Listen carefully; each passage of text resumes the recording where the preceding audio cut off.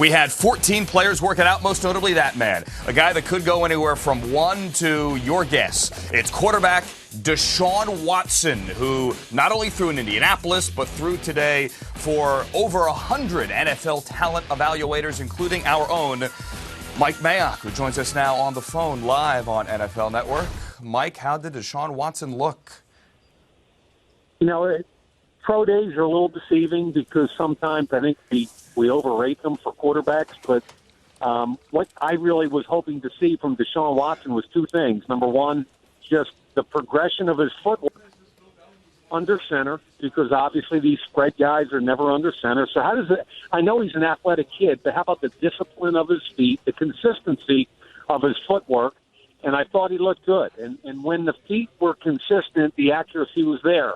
When the feet get a little bit sloppy, he loses some of his accuracy. But on the whole, I thought he had a powerful physical performance.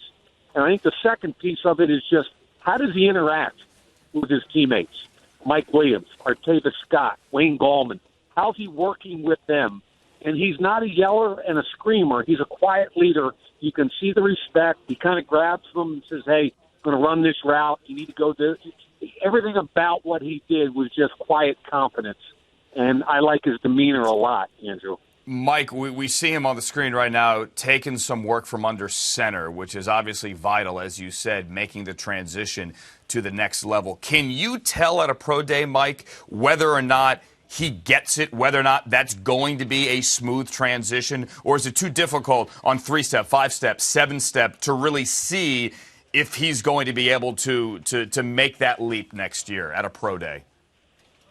I think there's two steps to it. Step number one, when you're as athletic as he is, I think is fairly simple. And that's the mechanics of 5-step, 5 with a hitch, 7, etc. The mechanics of muscle memory, which I think he can conquer. And I think Jordan Palmer, who's working with him, does an excellent job. I think step number 2 is the much more difficult one and the harder one to qualify, which is in this muscle memory and this footwork, how does it hold up in a live game in a pocket? How are your pocket mechanics? How's your decision-making? How is your feel in the pocket?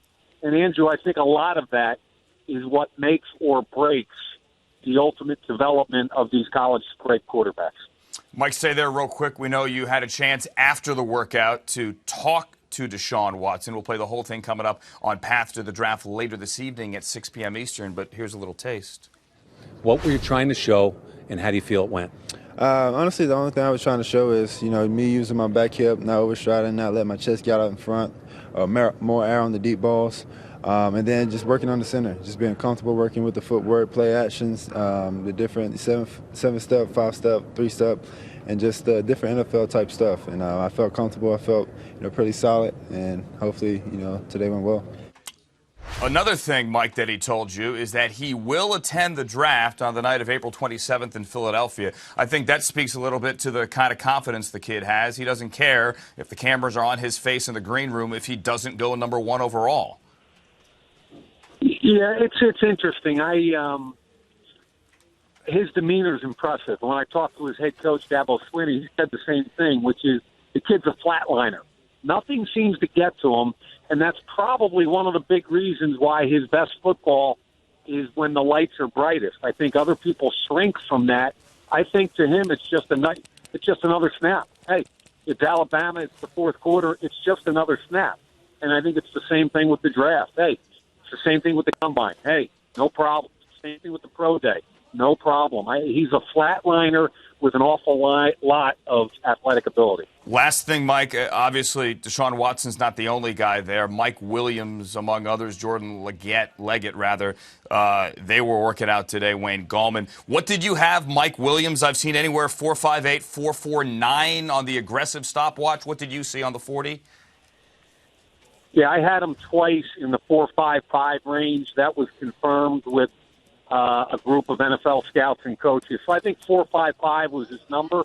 And I'm very comfortable with that, as the rest of the league is. He's a power receiver. He's a red zone, outside the numbers, back shoulder fade. He's a force to be reckoned with. And 4.55 to me is all you needed to see. I thought he looked really good. He was down about 8 or 9 pounds from where he played at 224 He was 216 today. You're probably going to get a 225-pound receiver when it's all said and done. But, again, that's who he is. He's a big, powerful wide receiver.